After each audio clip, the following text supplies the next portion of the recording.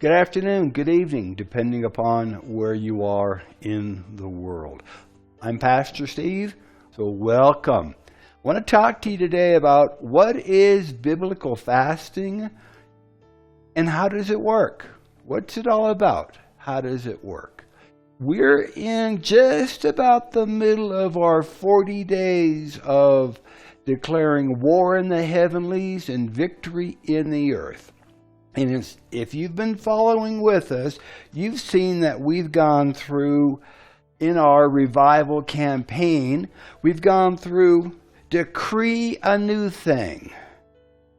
What is revival? Are we ready for revival? Most recently, we've been talking about 10 characteristics of revival. And we touched on Jonah, Jesus, and Nineveh. What happens when a biblical fast is declared? And today we're going to be talking again. We're going to be talking about what is biblical fasting? What's it all about? How does it work? So let me ask you, do you eat to live or do you live to eat? Let me ask again. Do you eat to live or do you live to eat? Many of us have never really stopped to think about this, yet the answer that we hold in our heart and in our minds directs our very understanding of what biblical fasting is really all about and how it works. So fasting isn't merely abstaining from food, drink, or other things. Fasting is a time and a stance that is set apart for the Lord. Fasting takes our eyes off of the world and focuses them on God. Moreover, fasting is not about punishing our flesh, but centering us around God. Many people fast when they have an important decisions to make in order to gain a heavenly mindset instead of the rash and impulsive decisions of our flesh. Fasting is not a way to manipulate God to receive something that we want. Rather, it is a way to align our views with His. In addition, fasting is not a work or a way to earn salvation or any benefit from God. Fasting should be done out of a pure heart and a genuine heart. The time that you fast should be formulated around these values. Remember, the point of fasting is to connect with God. It is not about how many days you can fast or to what extreme you can fast. Fasting is completely intimate with the Lord. Therefore, there is no need to compare yourself with others and how long they are fasting. Now, there are numerous examples in the Bible, both in the Old Testament as well as in the New Testament, of people declaring or decreeing times of prayer and fasting. Biblical fasting and praying is about a time of dedication and consecration. Biblical fasting and prayer is about breaking routines and habits that have kept us from achieving more of what the Lord desires us to have and to be. And biblical fasting and prayer is all about our increased focus on our spirituality and growth as a Christian. Jesus spoke about the power of prayer and fasting. The two are connected, prayer and fasting. Matthew chapter 17, verses 14 to 21, records the following event. And when they were come to the multitude, there came to him a certain man. So this man really existed. There came a certain man kneeling down to him, saying, Lord, have mercy on my son, for he is a lunatic, and he is sorely vexed. Oftentimes he falls into the fire, and sometimes into the water. And I brought him to your disciples, but they could not cure him. Verse 17. Then Jesus answered and said, O faithless and perverse generation, how long shall I be with you? How long shall I suffer you? Bring him here, bring the boy to me. And Jesus rebuked the devil, and he departed out of the child. And the child was cured from that very hour. Verse 19. Then came the disciples to Jesus when they were away from everybody, and they said, Why could we not cast him out? And Jesus said unto them, Because of your unbelief. For verily I say unto you, if you have faith as a grain of mustard seed, you shall say unto this mountain, Remove hence to yonder place, and it shall be removed. And nothing shall be impossible unto you. Howbeit this kind, referring to the demon, howbeit this kind goes not out, but by prayer and fasting. Now in Mark chapter 9, verses 17 through 29, it's recorded, As one of the multitude answered and said, Master, I have brought unto thee my son, which has a dumb spirit. And wheresoever he takes him, he tears him, and he foams at the mouth, and he gnashes with his teeth, and then he pines away. He becomes lifeless. And I spoke to your disciples that they should cast him out, and they could not. So Jesus answered him and said, O faithless generation, how long shall I be with you? How long shall I suffer you? Bring him to me. Verse 20. And they brought him up to Jesus. And when he saw him, straightway the spirit tore at the boy. And he fell on the ground, wallowing around like a serpent, like a snake, and foaming at the mouth. And he asked his father, How long is it ago since this came unto him? And he said, Since he was a child. Oftentimes it has cast him into the fire and into the waters to destroy him. But if you can do anything, have compassion on us and help us. Jesus said unto him, If you can believe, all things are possible to him that will believe. And straightway the father of the child cried out, and with tears said, Lord, I believe, help me in my unbelief. When Jesus saw that the people came running together, he rebuked the foul spirit, saying unto him, You dumb and deaf spirit, I charge thee, come out of him, and enter no more into him. And the spirit cried, and rent him sore, threw him on the ground, and came out of him, and he was as one dead, inasmuch that many said, He is dead. But Jesus took him by the hand, lifted him up, and he arose. And when he was come unto the house, his disciples asked him privately, Why could we not cast him out?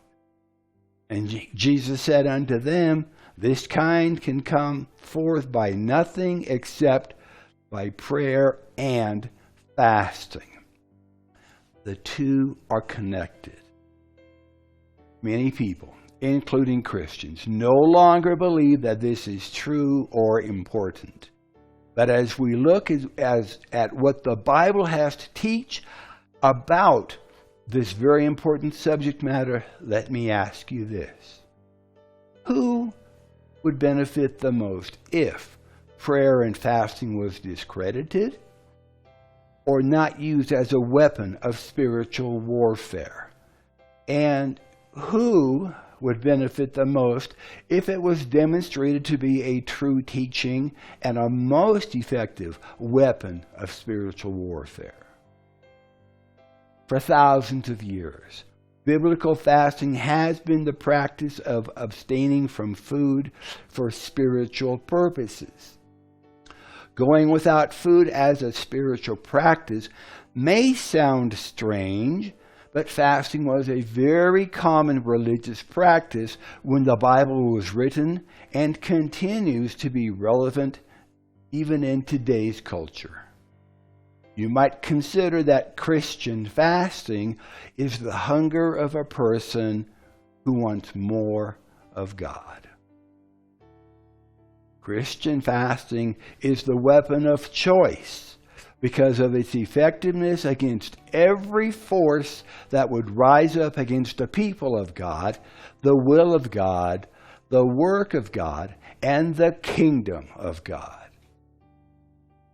But how does biblical fasting work? And how can someone do it today? It's very important that we cover what every Christian should know about fasting, what it is, and how it works. Job chapter 22, verse 28, teaches us that we are to decree a thing, and it shall be established unto you, and the light shall shine upon your ways. Some Christians use the word fast when abstaining from pleasures besides food, such as TV, internet, or for married couples, from sex.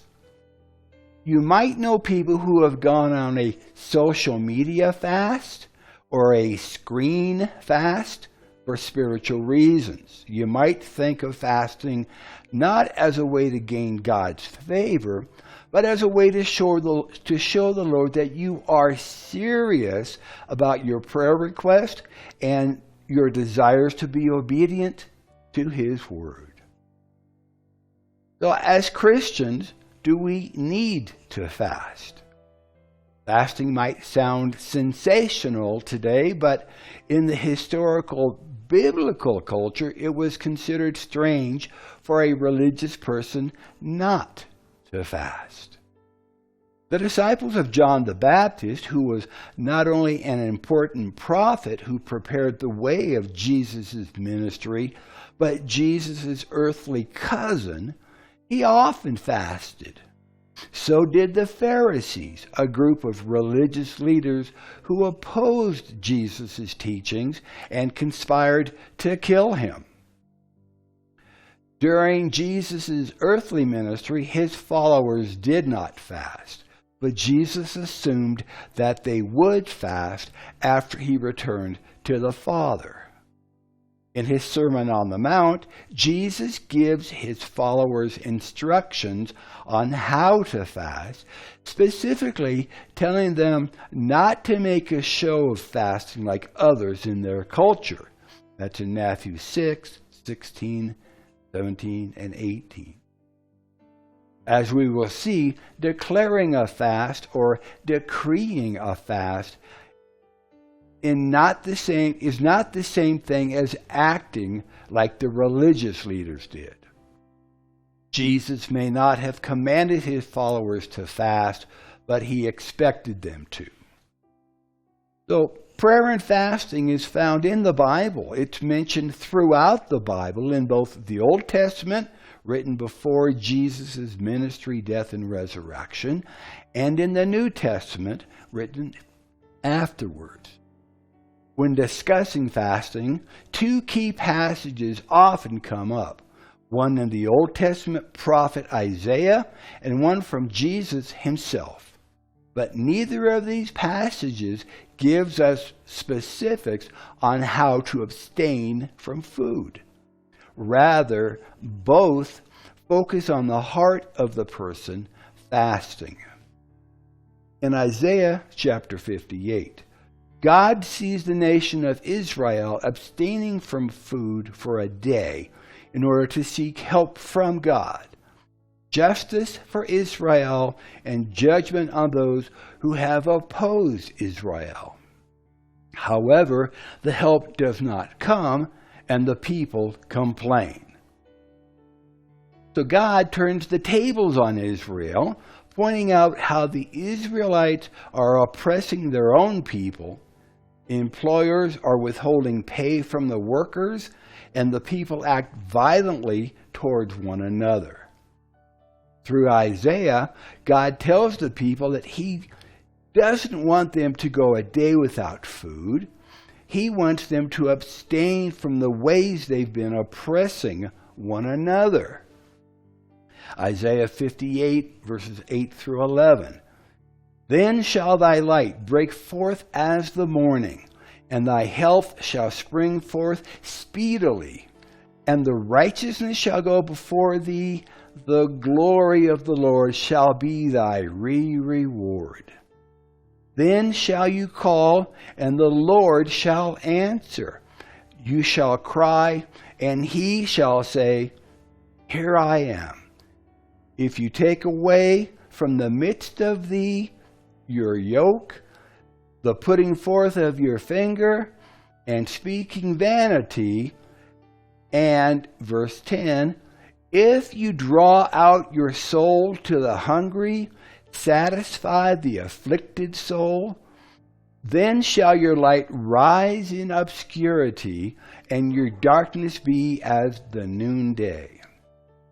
And the Lord shall guide you continually, and satisfy your soul in drought, and make fat your bones. And you shall be like a watered garden, like a spring of water, whose waters fail not. The Israelites were merely putting on a show of fasting for God without truly following Him. Likewise, Jesus instructs His followers on how to fast. He tells them not to do so just for the show. In Matthew chapter 6, verses 16 through 18, we read, Moreover, when you fast, not if, when you fast, be not as the hypocrites, be not of a sad countenance, for they disfigure their faces, so that they may appear unto men to be fasting. Verily I say unto you, they have their reward.